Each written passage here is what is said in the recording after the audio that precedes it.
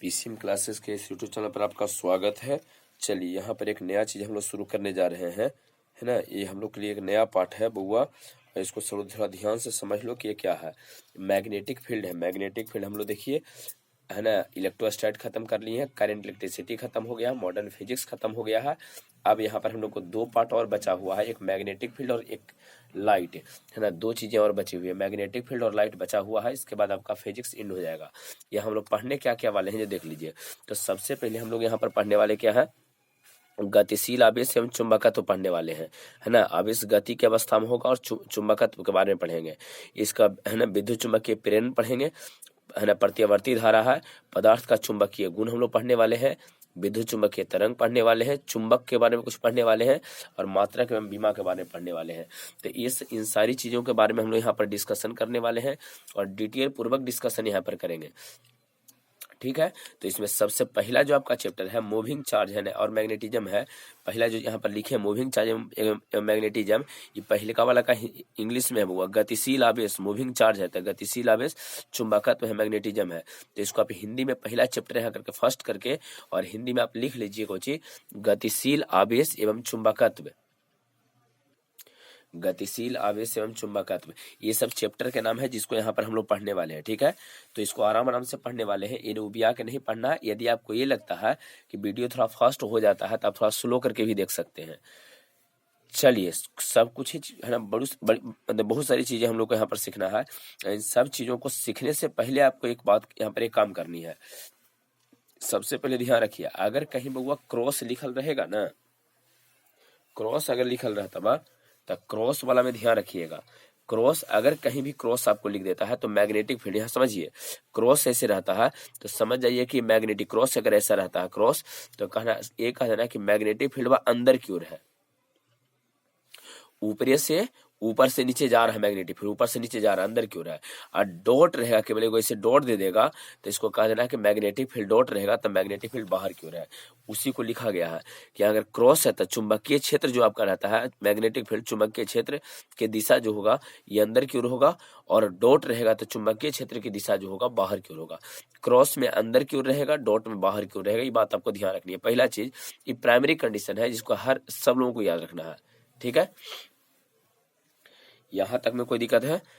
चलिए, अगर यहाँ तक अभी समझाया कुछ नहीं है, इसमें दिक्कत क्या होना है। अगर क्रॉस रहेगा तो मैग्नेटिक फील्ड अंदर की ओर रहेगा, डॉट रहेगा वो तो बाहर की ओर रहेगा। यहाँ देखिए क्या है, यदि कोई आवेश, है ना, विरामा, है ना, विद्युतीय क्षेत्र में रख दिया जाता है, विद्युतीय क्षेत्र में सब पढ़े हैं पहले आप, कोई विशेष नहीं है। विद्युतीय क्षेत्र में विरामावस्था में रखा गया है तो विद्युतीय क्षेत्र रखने पर बल लगावेगा। आपको पता है कि अगर प्लस रहेगा तो विद्युतीय क्षेत्र की दिशा में, माइनस है तब इसके विपरीत। तो यहाँ पर विद्युतीय क्षेत्र देखिए यहाँ पर बना है, इलेक्ट्रिक फील्ड है, चार्ज को रखे हैं, प्लस है तो विद्युतीय क्षेत्र की दिशा में लगेगा। कितना बल लगेगा सर? तो एफ बराबर क्यू इंटू ई होता है ना। एफ जो बल का मान आएगा क्यू इंटू ई कर देना है, और वेक्टर फॉर्म में लिखेगा तो एफ ई मतलब विद्युतीय बल है, विद्युतीय बउआ। ई मतलब बी रहेगा तो चुंबकीय, तो ई जो यहाँ पर है ये विद्युतीय है, तो एफ ही बराबर क्या हो जाएगा, तो क्यू इंटू बी यहाँ पर हो जाएगा। ये ध्यान आपको रखना है, ठीक है। तो यहाँ पर क्या लिखा गया है समझ लीजिए। यहाँ पर यदि कोई भी आवेश है विद्युतीय क्षेत्र में विरामावस्था में हो तब विद्युतीय क्षेत्र इस पर एक बल लगाता है जिसका नाम देते हैं विद्युतीय बल। नाम क्या देता है बुआ? जिसे विद्युतीय बल कहते हैं। विद्युतीय बल क्या है? तो यदि किसी आवेश को विद्युतीय क्षेत्र में रख दिया जाए, वही विरामावस्था में, रोक ले रहो, गति मत करवाओ, है ना। तो अगर ऐसा कंडीशन है तो ये विद्युतीय क्षेत्र इस पर बल लगाएगा जिसका नाम देते हैं विद्युतीय बल। और विद्युतीय बल का मान एफ वेक्टर बराबर Q into E vector. F E किस लिए लिखे हैं? ई का लिखा गया है। पहले सर तो ई नहीं, करंट है ना, वहां पर जो है इलेक्ट्रोस्टैट में ई नहीं बताए थे, तो ई इसलिए बताए हैं कि आपको यहाँ ये पता रहेगा कि विद्युतीय है, ये विद्युतीय क्षेत्र होता है। ई से विद्युतीय क्षेत्र को सिद्ध करते हैं, आपको पता है। तो यहाँ पर जो है ई जो लिखे हैं, एफ वेक्टर ई लिखे हैं, ये क्यू इंटू ई है। क्लियर है? चलिए, ए बराबर क्यू इंटू ए। चुंबकीय बल क्या है? तो देखो, विद्युतीय क्षेत्र में जिस तरह से आप यहाँ विरामावस्था में रखे हैं ना, तो उसी तरह से चुंबकीय, देखिए विद्युतीय है ना, तो विद्युतीय बल था तो विद्युतीय क्षेत्र में रखे हैं। चुंबकीय बल आपको परिभाषित करना है तो चुंबकीय क्षेत्र में रखेंगे। लेकिन चुंबकीय क्षेत्र में जब विरामावस्था में रखोगे बउआ तो वहां कोई बल नहीं लगेगा। चुंबकीय क्षेत्र में जब विरामावस्था में हम लोग रखेंगे ना, तो वहां ध्यान रखिएगा कोई बल नहीं रखा, बिना दौड़ेले कोई उपाय नहीं है, वहां आपको दौड़ाना पड़ेगा।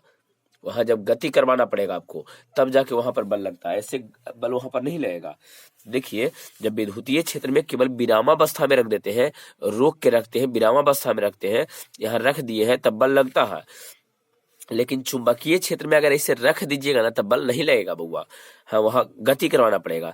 यदि किसी आवेश को बाहरी चुंबकीय क्षेत्र, यहाँ देखो लिखा गया है बाहरी चुंबकीय क्षेत्र में विरामावस्था में रखा जाए, तो आवेश पर कोई बल नहीं लगता है, रुकल रहेगा तब कोई बल नहीं लगेगा। लेकिन किंतु गति के अवस्था में आवेश को रखने पर, अगर गति करवा दीजिएगा तब रखने पर चुंबकीय क्षेत्र आवेश पर एक बल लगाता है। जो चुंबकीय क्षेत्र रहेगा बउआ, वो आवेश पर बल लगाएगा, जिसे चुंबकीय बल कहेंगे। ये बात आपको ध्यान रखना है, इसका नाम क्या देगा, चुंबकीय बल कहेंगे। तो चुंबकीय बल को परिभाषित करने के लिए आपको चुंबकीय क्षेत्र होना चाहिए, लेकिन विरामावस्था में रखेंगे तब बल नहीं लगेगा, वहां आपको गति की अवस्था में रखना पड़ेगा। तो जब गति की अवस्था में रखिएगा ना, तब यहाँ पर आपको, है ना, बल लगेगा, और जो बल लगता है उसको हम लोग चुंबकीय बल कहते हैं। ये बात आपको ध्यान रखना है, क्लियर है, इसको चुंबकीय बल कहा जाएगा। तो इसका परिभाषा क्या रहेगा कि यदि किसी आवेश को बाहरी चुंबकीय क्षेत्र में विरामावस्था में रखा जाए, तो इस स्थिति में, है ना, आवेश पर कोई बल नहीं लगेगा। विरामावस्था में रखेंगे कोई बल नहीं लगेगा, किंतु गति की अवस्था में रखने पर आवेश पर बल लगता है ना। आवेश पर जो चुंबकीय क्षेत्र है, यह आवेश पर बल लगाता है, जिसे चुंबकीय बल कहते हैं। ये बात आपको ध्यान रखनी है। ये क्लियर है। इसका चित्र कुछ इस तरह से आपको ध्यान रखना है, थोड़ा सा ध्यान से देख लीजिए किस प्रकार से है। ये क्रॉस किए हैं, बताइए, तो समझा रहे थे कि क्रॉस मतलब अंदर की ओर होता है, तो क्रॉस किए हैं। यहाँ एक आवेश है जो गति कर रहा है, भी वेग से, रुकल रहेगा, बल नहीं लगेगा बउआ, गति होना चाहिए। चुंबकीय क्षेत्र में गति बड़ी जरूरी है, तो यहाँ पर गति करवाए हैं, और भी वेग से गति कर रहा है। तो जब भी वेग से गति कर रहा है चुंबकीय क्षेत्र में, चुंबकीय क्षेत्र है, भी वेग से गति कर रहा है, तो यहाँ पर चुंबकीय क्षेत्र जो होता है सर, इस आवेश पर बल लगाएगा, और बल का मान क्या हो जाएगा, एफ ई नहीं, अब एफ बी लिखे हैं। क्यों एफ बी लिखे हैं सर, यहाँ बी क्यों लिखा गया है, बी इसलिए लिखे हैं कि चुंबकीय क्षेत्र यहाँ है ना, यहाँ चुंबकीय क्षेत्र है, क्लियर है। तो यहाँ चुंबकीय क्षेत्र है, तो एफ बी बराबर क्यू इंटू भी क्रॉस बी, आपको ध्यान रखना है। चुंबकीय बल का मान आपका क्या हो जाएगा, तो चुंबकीय बल का मान क्या होगा, एफ, है ना, एफ बी वेक्टर बराबर क्यू इंटू भी क्रॉस बी, भी क्रॉस बी। एफ बी क्या है, तो चुंबकीय बल है, क्यू क्या है, आवेश है, भी क्या है, यहाँ पर वेग है, और बी चुंबकीय क्षेत्र है। चुंबकीय क्षेत्र को बी से सूचित करते हैं, ध्यान रखिएगा। विद्युतीय क्षेत्र को ई से और चुंबकीय क्षेत्र को बी से सूचित करते हैं। ये बात आपको ध्यान रखनी है।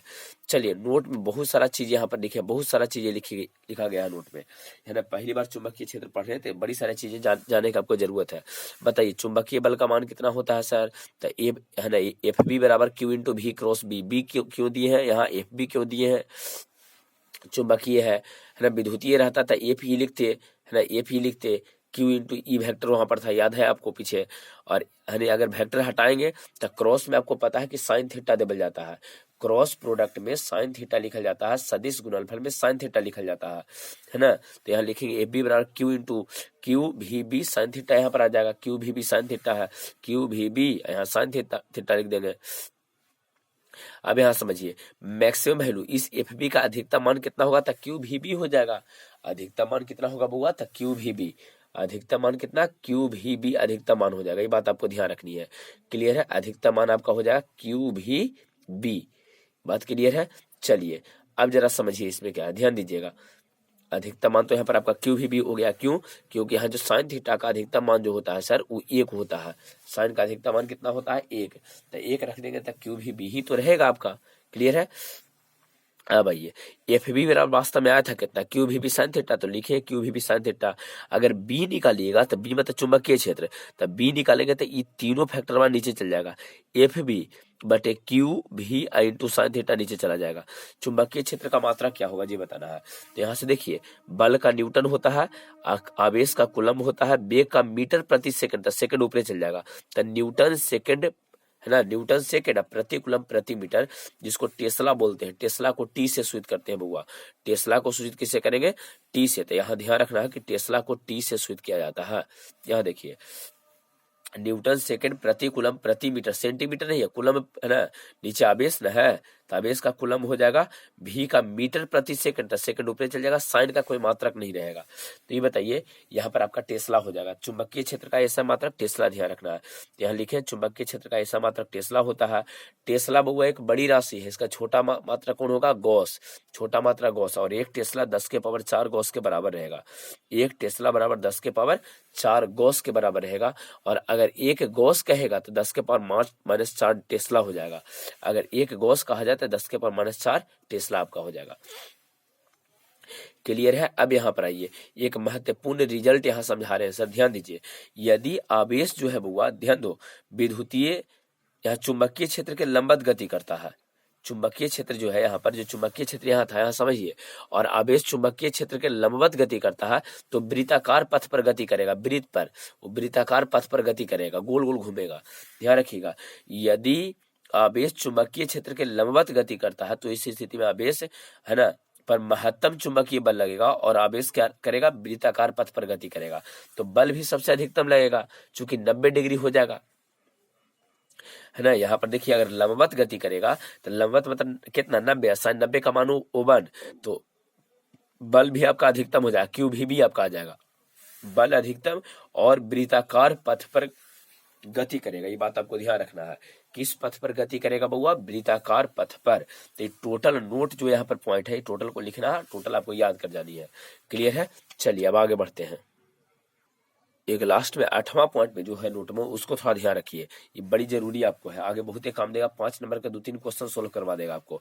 जब भी कोई पार्टिकल वृत्ताकार पथ पर गति करता है, मास सेम है, v वेग से गति कर रहा है, तो बाहर की ओर बल कितना लगता है? mv²/r। और अंदर की ओर कितना लेगा? चूंकि महत्तम बल है तो महत्तम बल का मान qvb तो था, तो qvb लिखल है बुआ, qvb।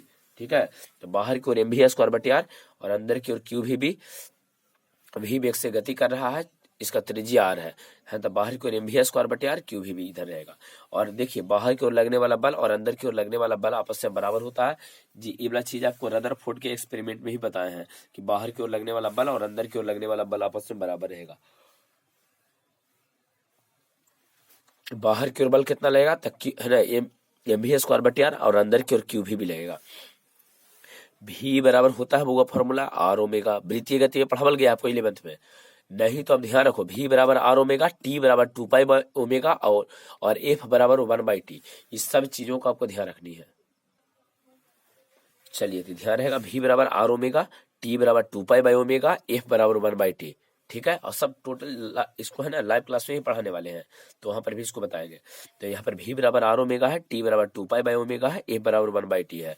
चलिए यहाँ समझिए, यहाँ भी को चाहिए बुआ तो रैखिक वेग होता है, भी यहाँ रैखिक वेग है। आर क्या है? तो वृत्त, जो यहाँ पर वृत्त बना है, वृत्त की त्रिज्या है।